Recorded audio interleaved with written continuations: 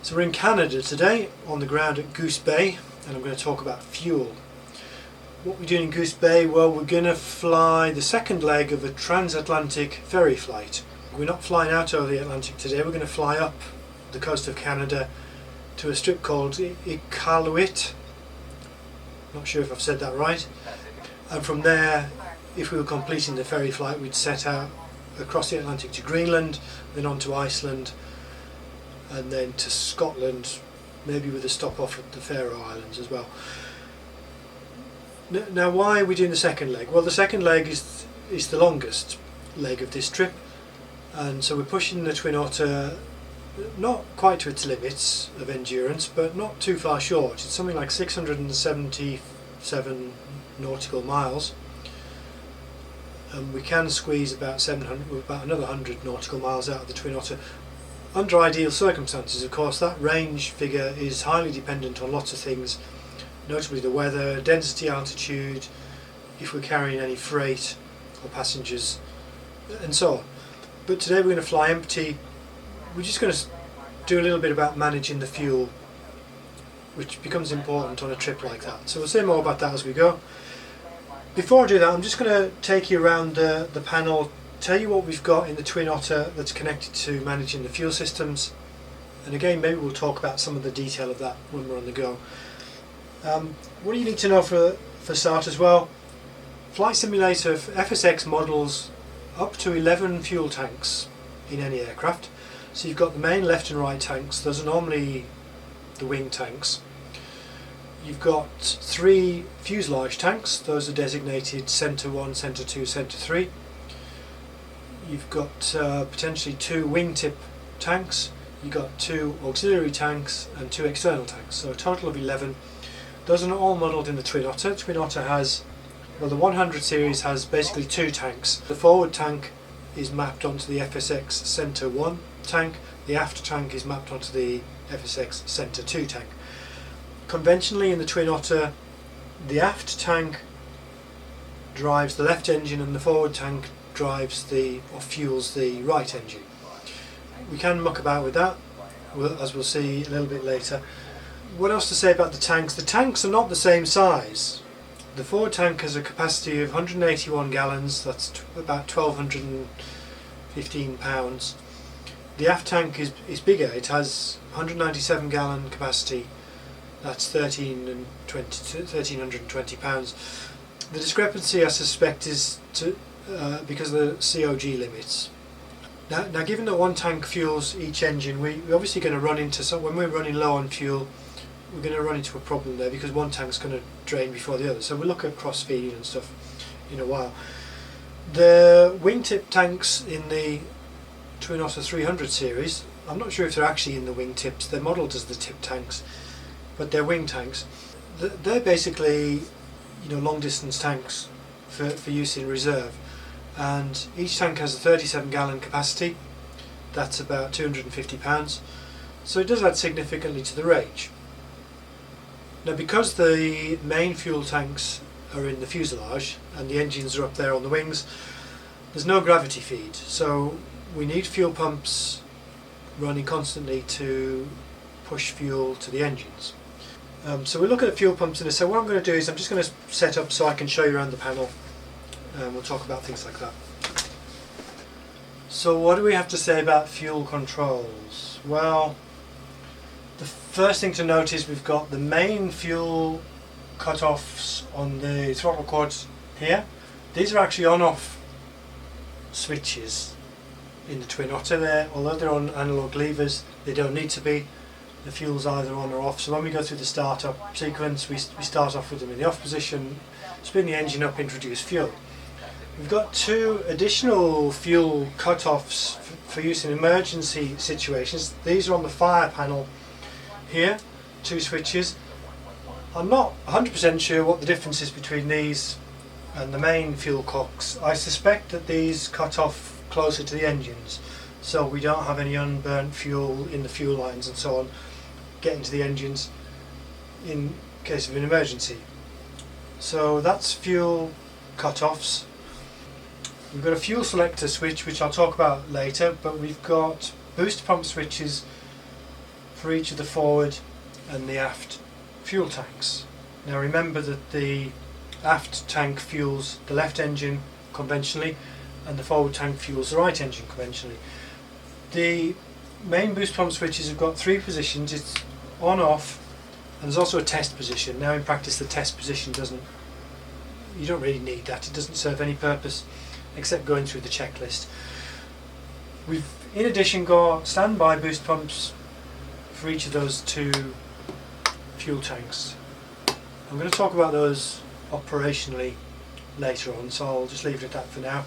On the Twin Otter 300 series, we've got two additional boost pumps for the left and right wing tanks. On the panel we've got quantity gauges for the aft fuel tank and the forward fuel tank. We've also got a fuel gauge test button. If I press that, it appears to work. The fuel quantity gauges drop to zero. All it does in real life is it disconnects the power from the gauges while you hold the button down, just so you can check that the gauges are working. Now again, in the Twin Otter Extended, that's a completely useless function. It's you know, it's just for show really, but it's there. Oh, we've got fuel quantity gauges for the wing tanks, which are further down. They're right down there on the centre console. There we've got red lights there because those wing tanks are empty at the moment. Also on the panel we have fuel flow indicators. The fuel flow indicators are near zero at the moment. The engines are running but they're just ticking over. We're going to look at those as we go. In terms of managing the fuel flow, that's going to be very important in terms of economy of cruise. So on this trip we're going to be coming close to stretching the Twin Otter's endurance. Now we're going to have 100 nautical miles or so in reserve, which sounds a lot, but don't forget we're also pushing into wilderness here. We're at the start of a essentially wilderness ferry flight to Europe. You know, even though we're over land, over the eastern side of Canada, it's pretty much deserted, and we've got very, very few alternatives if something goes wrong. In fact, close to our destination there's pretty much no alternative. We need to be looking carefully at the weather and the fuel situation, and then we'll have a point of no return, and beyond that, or at that point, we can either proceed or we can turn around and come back. Aerosoft actually has a fuel planning application which I'll show you in a second, and you can put in the point of origin and the destination and some parameters about the weather, and it will do the fuel calculations for you. But we're not going to use that in this situation. We're basically going to take as much fuel as we can carry, just for safety reasons. You know, that's not going to be too far over the estimates that the fuel planner will give us, so that just gives us a little bit of slack. But what we want to be doing en route, the most important thing is to manage the engine performance in the cruise for best economy. And we do that by setting, and we've seen this in a previous video, different combinations of the aircraft speed, the power we command using the power levers, the RPM we command from the prop governors, and all the while looking at the fuel flow, and also trimming the aircraft for a particular airspeed. Don't forget the inverse square law is working against us. Obviously the weather is going to be a factor as well. We look at weather separately. Now you can figure out the performance settings using your own experiments, but we're going to use the standard information that's in the flight manual. So I've got the flight manual appendices printed here, and so we've got, I won't show you these in detail, but for example we've got economy cruise power, 75% prop governor speed, 1650 RPM that is, and then for different pressure altitudes and airspeed combinations we get the fuel flow in pounds per hour. So for example, if we took this one, economy cruise at 75% RPM, we're going to be, let's say, cruising at 12,000 feet at an airspeed of 123 indicated knots. We'll be burning fuel at 460 pounds per hour. So what we want to do is find the most favourable combination of settings there. Essentially the most important thing in this long distance situation is minimising the fuel burn. Alright, so that's enough preamble. I'm going to get us started. We'll get out of here, and once we're in the cruise we're going to look at some of this in a little bit more detail. The weather looks fine, but we need to get the ATIS just to make sure. So we've got that dialed in. Visibility 5-3. Temperature 14 dew point -1. Wind 15 degrees 29 knots. 29 knots. 2985. Use runway 34. I've got Iqaluit set up on the GPS as a direct to course,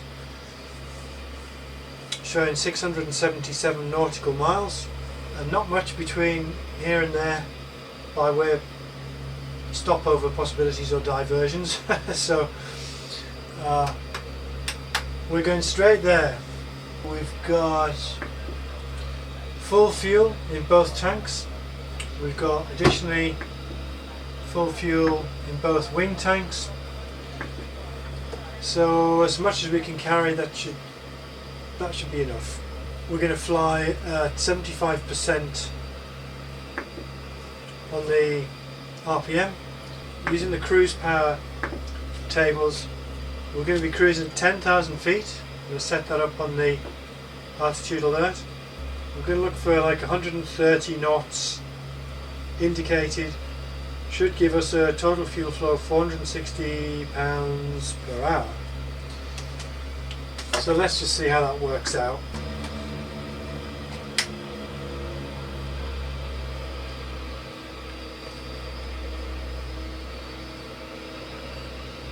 We'll do without that.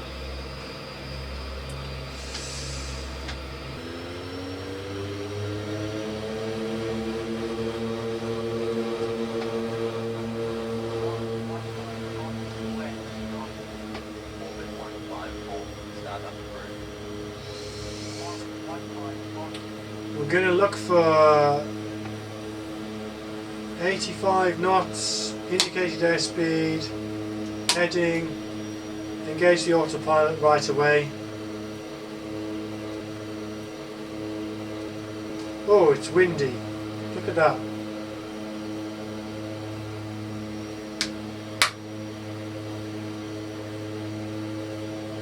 Flaps in.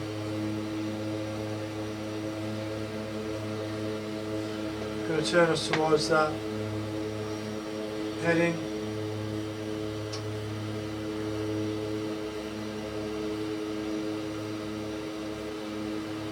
Temperature's good, torque's good.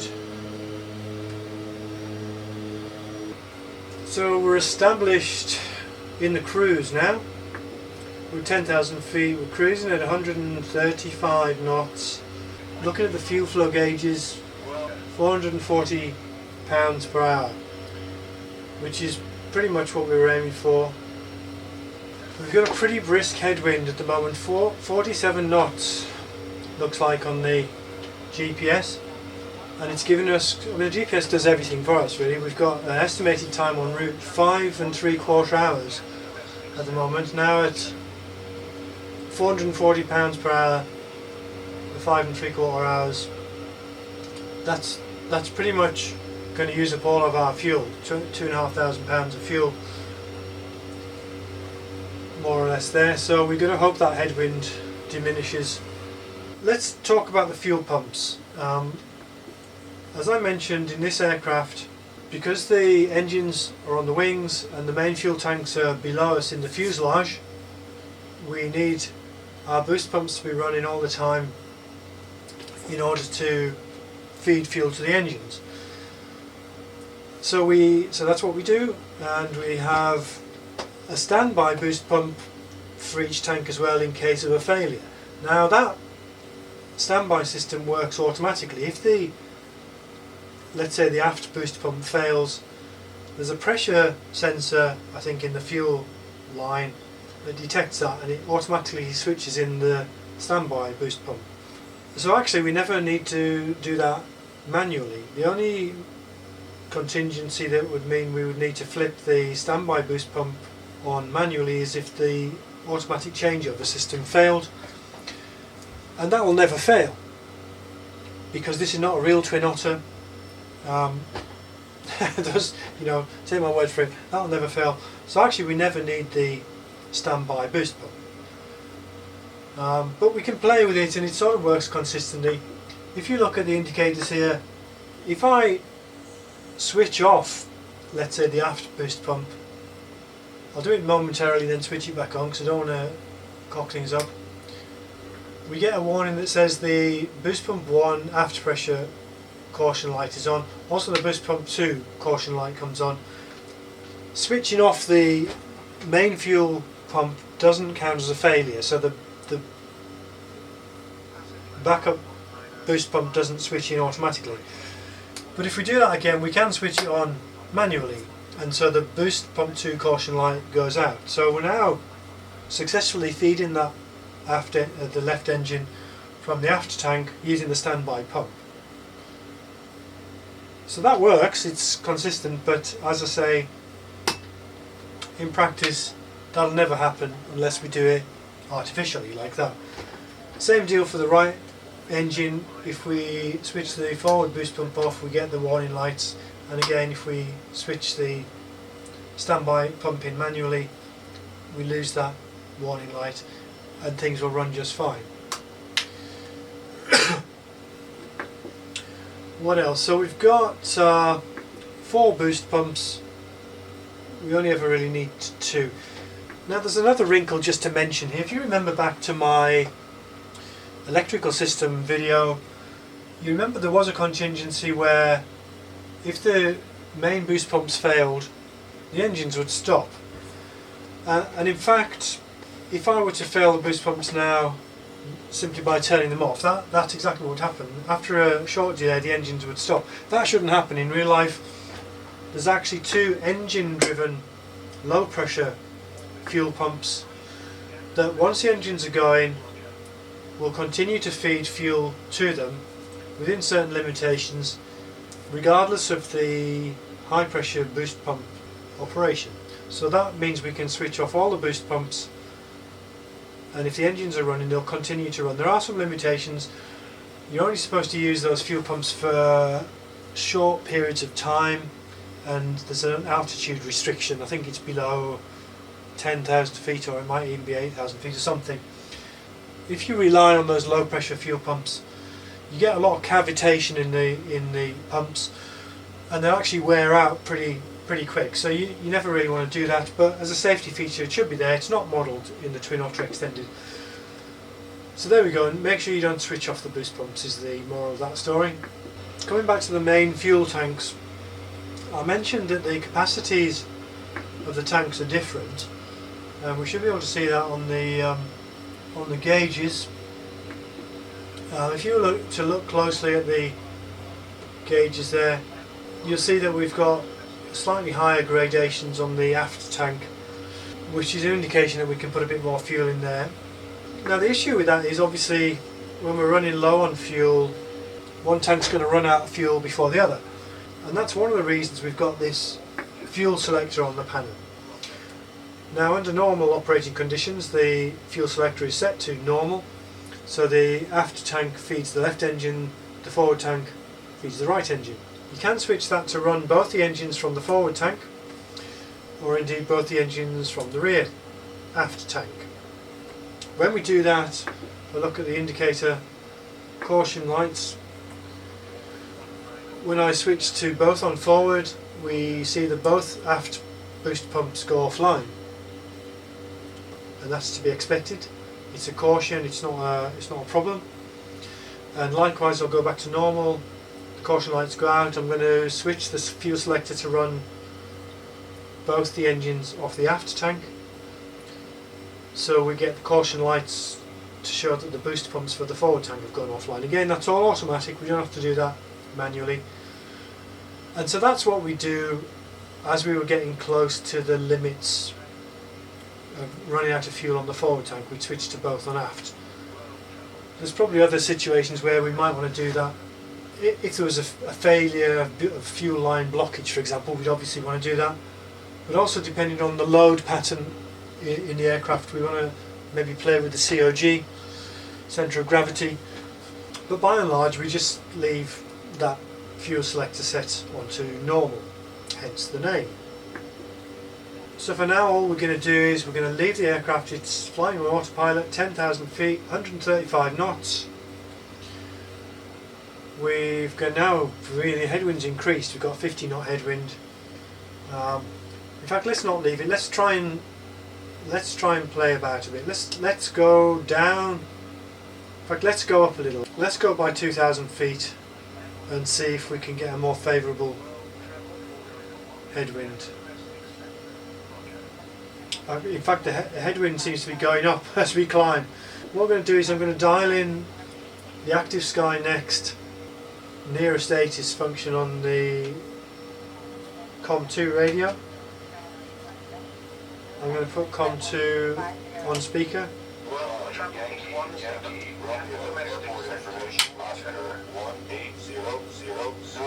Weather, wind 349 at 23, gusting 231, visibility 10, sky condition, few clouds at 5,000, temperature 142 points. So that's a much more favourable wind. Close to, oh, look at that, we're at 12,000 feet now and we've gone up to a 62 knot headwind, so we're not going to go with that. I'm going to descend. Alright, to cut a long story short, we're at just under 6,000 feet and we've got about a 40 knot headwind, which is better than we had earlier. Still not great, but we'll settle for that just for now. We're going to re-establish our cruise. We're only about halfway to the destination and really we're not doing too well. We're still showing, you know, 420, 440 pounds per hour fuel flow, but that headwind's really messing us up. We've also just flown into a cloud, which is not great. We've still got a 30 knot headwind and we've been playing about trying to make the best of that. You can see it's very turbulent here as well. And we've got 318 miles to run. Okay, checking in again. We've just broken 200 miles to run, 199 miles to go. Estimated time en route an hour and a half still, 90 minutes. And the fuel situation is not brilliant. I'm showing on the main fuel gauges in the forward tank we've got 240 pounds, which is essentially what we're burning per hour. In the aft tank we've got 300 pounds. So it looks like we've got about an hour's fuel, current fuel burn, an hour's fuel remaining in the main tanks, which is not enough. If we've still got a 20 knot headwind and the GPS is calculating an hour and a half to run, we're going to run out of fuel half an hour short, and that's without any contingency. So there's two things we can do. The first thing we can do is we can switch in the wing tanks. So I'm going to switch on the wing tank fuel boost pumps. If you look down here, if I'm going to switch them on now, hopefully that's going to stop us using fuel from the main tanks. The fuel flow gauge is a net fuel flow, so we're still showing 220 on the left engine, a little bit more actually, and 225 on the right engine. The other thing we can do is we can try and streamline that. I suspect the only sensible way to do that is to reduce the speed. If I just play a little bit with the prop RPMs,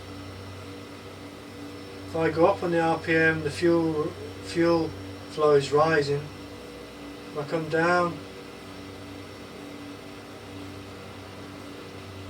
so the torque is going, the torque's on the limit now.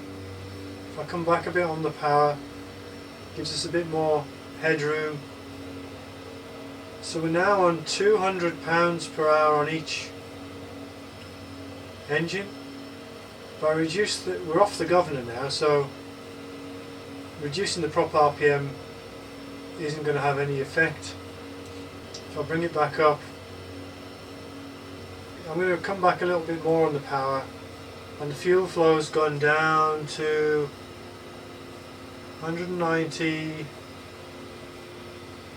pounds per hour on each engine, which is good, but the problem is we're going to take more hours because we're going to be going slower. We're going 128 knots indicated now, and the GPS is calculating an hour 37. So to recap, we're at 7,000 feet. We're doing 120 knots on autopilot. We've got 189 nautical miles to run. At this rate we're going to make it in an hour and 3/4. Fuel flows 360 pounds per hour, and in the main tanks we've got 540 pounds, and currently we're feeding from the wing tanks, so we are seeing the wing tank quantities go down, so we should make it. Okay, we're back again, and we're over snow now. It's a very nice looking landscape out there. How are we doing? We've got 71 miles to go, and the fuel situation is okay. We're still feeding from the wing tanks, so the main tanks are still quite healthy. The wing tanks, on the other hand, are 3/4 empty now. We're going to let them go until they're dry, more or less. I'm not sure if that's a good idea or not. We should probably switch the boost pumps off before the tanks run dry. Estimated time to run 36 minutes. 15 miles to run. I've started a descent. Fuel situation, we've run the wing tanks dry, so I've switched the boost pumps off. We're back on the main tanks, but we've still got plenty of fuel. So wind is down the runway 17 gusting to 24, so that's not going to be pleasant. It's not quite right down the runway, it's a few 10 degrees off or something. I can see the strip now, just ahead there. Charlie Yankee Foxtrot Bravo Airport information. Listen 1900 Zulu weather wind 334 at 17 gusting to 24 visibility 10 sky condition few clouds at 4,000 temperature 9 dew point -1 altimeter 3009 advise on initial contact that you have information. Listen Charlie Yankee Foxtrot Bravo Airport information. That headwind's really making this approach slow. When it's gusty, you can feel it, you can see it bobbing. That's not just the EZCA effects.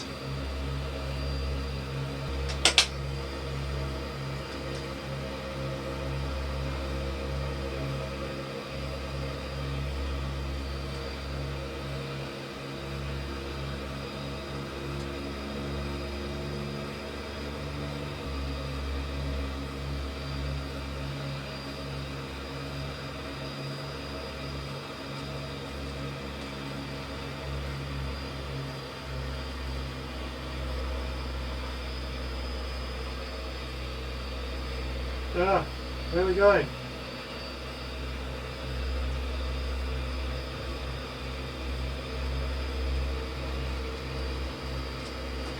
That headwind's ridiculous.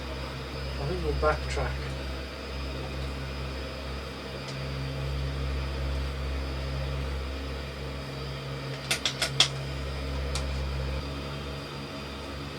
There's nothing here, no traffic.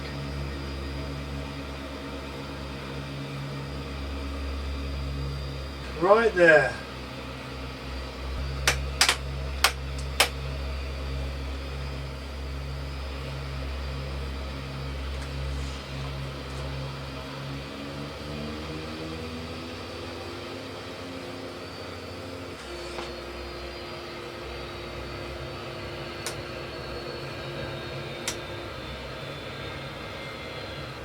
And there we go, at the end of play.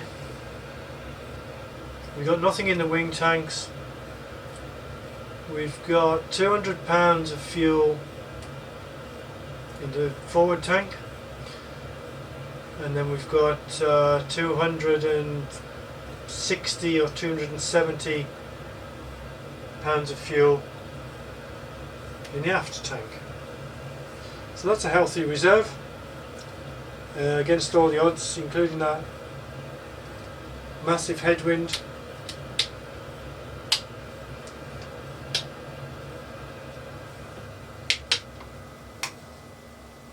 We survived.